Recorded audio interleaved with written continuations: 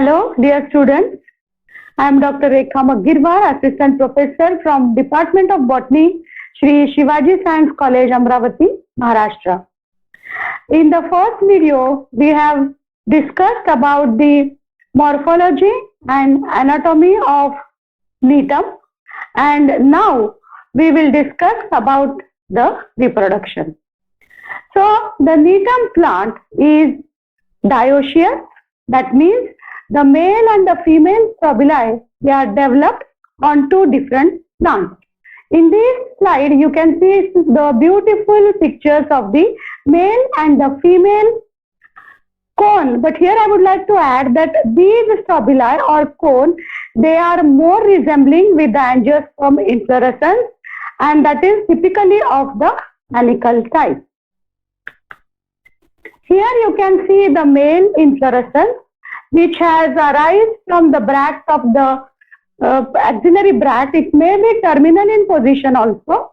It consists of the south short axis, on which you can see many bracts are present at certain intervals, and these bracts, they actually form the top or cupule-like structure that is known as collar. So these collars, say up to 10 to 25 such collars, are present on a single inflorescence, and in the above region you can see the wall of the abortive female flowers or the ovules are present. Then in each such collar you can see many male flowers, they are present, and these male flowers, they are represented by the two bracts which are forming the sheath of the perianth, and from which there arises two unilocular anthers. So, dear students, in young condition, this inflorescence is short. That means the collars are close to each other. But when it becomes mature, the collars get separated due to the elongation of the internode. Here you can clearly see in a single collar many male flowers are growing.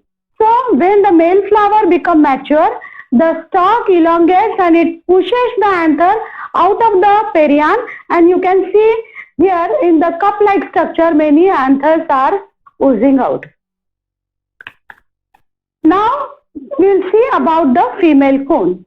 So these female cone, just like the male inflorescence, there is a axis, south axis. Here you can see the axis, and here also you can see many cup-like collars are present, just one above the other, and in each collar you are going to see say 4 to 10 such female flowers which comprise of the short stalk and the ovule. So do remember that initially all the ovules, they start developing in the same rate, but you can say gradually only a few can be seen in the mature condition, and for the rest of the ovule the development is arrested. So here you can see one of the ovule is mature. When we study the structure of the ovule, in the center there is a prominent nucellus which is showing the three-layered envelope that is forming the integument.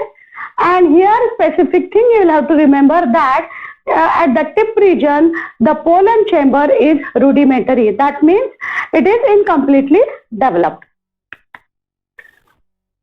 So after this we'll discuss about the male gametophyte. You can see here a single microspore or the pollen grain. In its earliest condition, it represents the first cell for the male gametophyte. It is roughly circular and it is having the outer exine which is thick and spiny, and inside it there is a intine. And these microspore, they are shed when they are having the three nucleus. Say for example, generative, prothallel and the tube nucleus. And its further development will take place in the rudimentary pollen chamber. So what will happen in the further development? the pollen tube will grow. It will carry at the tip the tube nucleus, and the generative cell will divide into two male nuclei. Regarding the female gametophyte, the functional tetrasporic megaspores is the mother cell for the female gametophyte. Its nucleus divides, and so many nuclei you can see in this picture, but in the center there is a large vacuole, and at the periphery you can see many nuclei. Dear students, the wall formation takes place from the chalazal end, and then it progresses towards the micropylar end. And the point to remember here is that there is a complete elimination of the archegonia in Netum. So when we see the pollination and fertilization and formation of the endosperm, so here you can see at the tip region during pollination what happens, the sugary substance oozes out from this micropylar end, and the pollen grains get entangled in that sugary substance. That sugary substance will shrink due to evaporation, and the pollen grain will come eventually in the rudimentary pollen chamber, and in which we have seen earlier that the pollen tube grows. So what happens during the fertilization? The pollen tube just grows towards the female gametophyte, as earlier mentioned, that there is no special archegonia. Here the superficial cells of the female gametophyte, some of the cells, they become large in size, and they actually perform the role of the egg cell.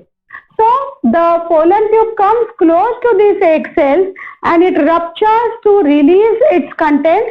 It releases the two male nuclei and other nuclei, and in some of the species it has been found that there is a discrimination in the two male nuclei. One is of large size and other is of the small size.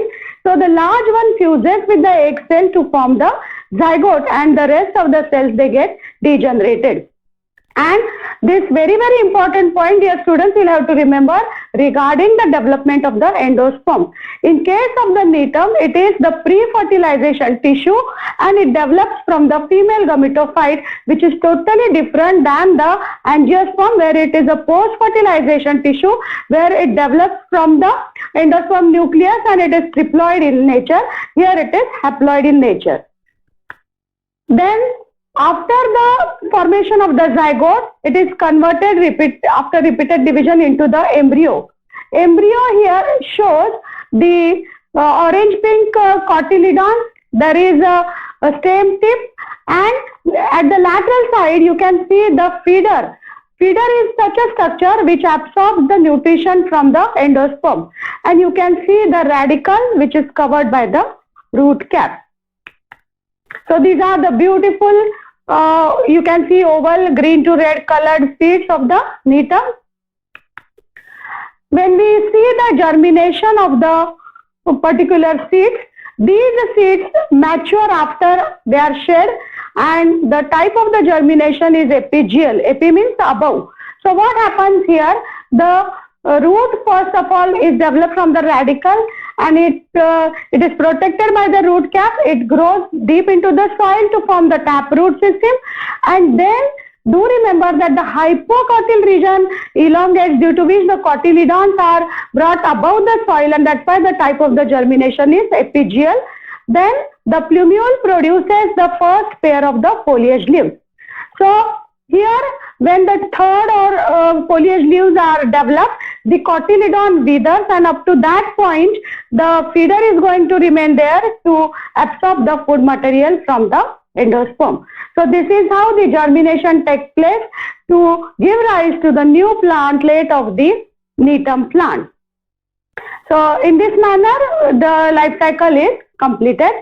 So dear students, I will provide you the link for the Google Classroom, where you will have to appear for the test, and you will get its assessment done. Thank you. Thank you so much for your patient listening.